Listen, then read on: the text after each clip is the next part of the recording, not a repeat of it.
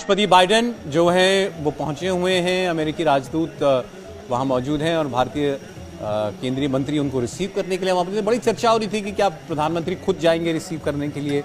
हालांकि ऐसा नहीं हुआ और क्योंकि मल्टीलैटरल फोरा है और बहुत सारे देशों के नेता आ रहे हैं तो आप किसी एक लीडर को रिसीव करने के लिए जाएं, शायद वो स्वाता भी नहीं। बिल्कुल, और तुरंत बायलैटरल टॉक्स भी होनी है प्रधानमंत्री मोदी के साथ इनकी, तो जाहिर तौर पर प्रधानमंत्री मोदी वहाँ पर थे। दो देशों के साथ ऑलरेडी बायलैटरल हो चुका है।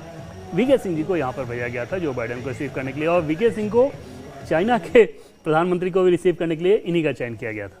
और देखिए बाहर सामने जो हमारे कुछ सांस्कृतिक कार्यक्रम जो है वो चल रहे हैं अपने डिग्निटरीज को रिसीव करते वक्त, उसका आनंद ले रहे हैं। अभी राष्ट्रपति जो बाइडेन वेव भी कर रहे हैं, देखिए ताली बजा रहे हैं वहां पर, जो उनके लिए वहां पर कलाकार जो हैं प्रस्तुति अपनी कर रहे थे।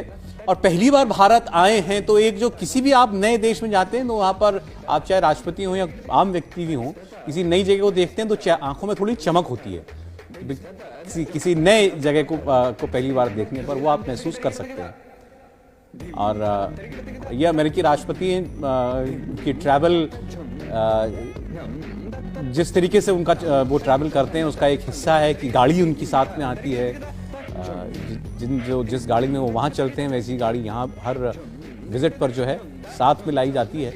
आम लोगों के बीच बड़ा कौतूहल होता है इन बातों का कि कैसे गाड़ी को लेकर के आते होंगे और कितनी गाड़ियाँ आती होंगी। आप बता रहे थे जैसा कि मैंने आपको बताया कि 60 गाड़ियों का काफिला वहाँ से लेकर आए हुए हैं, और सिक्योरिटी को लेकर वो लोग इतने ज़्यादा चाक चौबंद रहते हैं। जैसे मुझे ध्यान है कि लगभग भारत मंडपम में 15 दिनों पहले अमेरिका के सिक्योरिटी एजेंसीज जो लोग हैं वो लगातार उनका सिंसियर दौरा शुरू हो गया था। उसके पहले तो वो देख ही चुके थे, 15 दिन पहले तो बहुत सिंसियर दौरा शुरू हो गया था।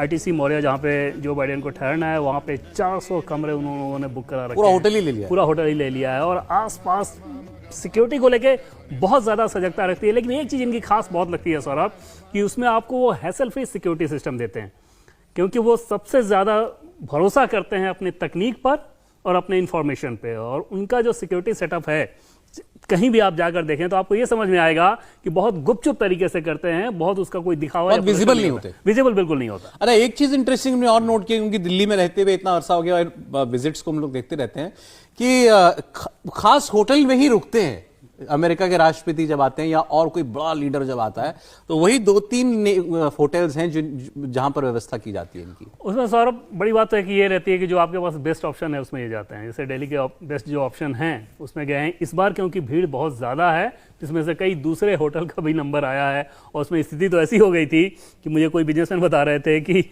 होटल की उन 2 तारीखों पर होटल में कमरे नहीं मिल रहे हैं, क्योंकि डेलीगेशन स्वाभाविक तौर पे इतना बड़ा डेलीगेशन आया हुआ है। देखिए आपने कुछ नोट्स, अब वहीं अभी जहाज के सामने ही गाड़ी में बैठे हैं और वहीं उनके हाथ में कागज कलम है, अभी से कुछ जो है नोट्स प्रिपेयर कर रहे हैं। जैसा क्योंकि आपने ही बताया यहाँ से सीधे उनको बातचीत के लिए जाना है और किसी बैठक में जाने से पहले आपको कुछ तो तैयारी करनी ही पड़ती है।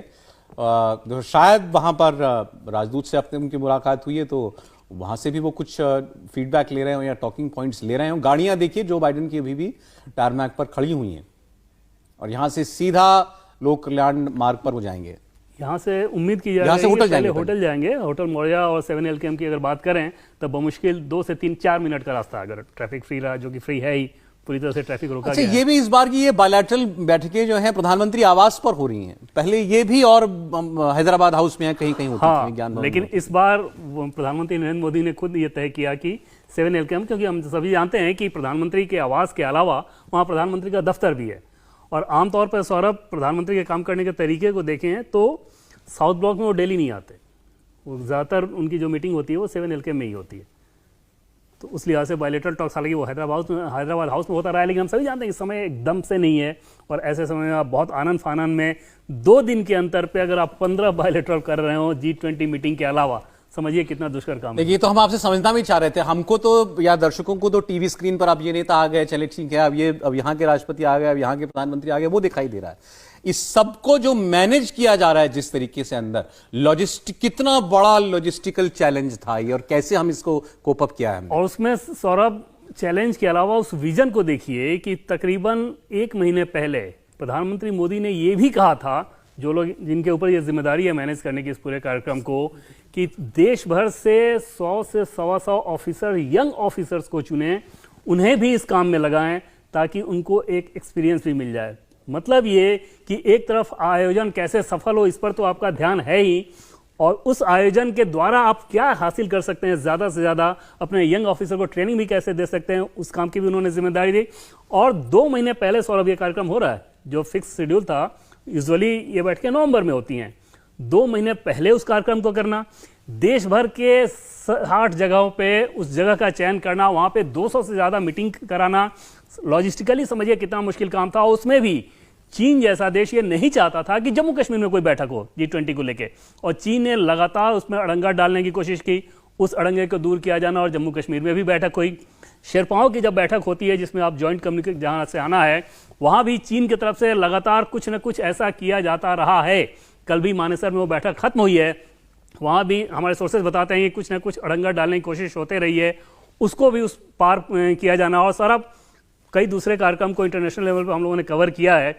आज का ये जो कार्यक्रम जितना हैसल फ्री है और जिस शानदार तरीके से किया गया है, ऐसी तस्वीर कहीं और देखने को नहीं मिलती। और ये बताता है कि पीछे का जो मैन फोर्स है, भारत की कैबिनेट ने एक G20 सेक्रेटेरिएट को अनुमोदन दिया, G20 सेक्रेटेरिएट बनाया गया, पूर्व विदेश सचिव को उसकी कमान दी गई, और सब कुछ इस रूप में दिख रहा है। कोऑर्डिनेशन का बहुत ज़्यादा महत्व था, क्योंकि लॉजिस्टिक इसमें बहुत ज़्यादा इन्वॉल्व है, उसके लिए लगातार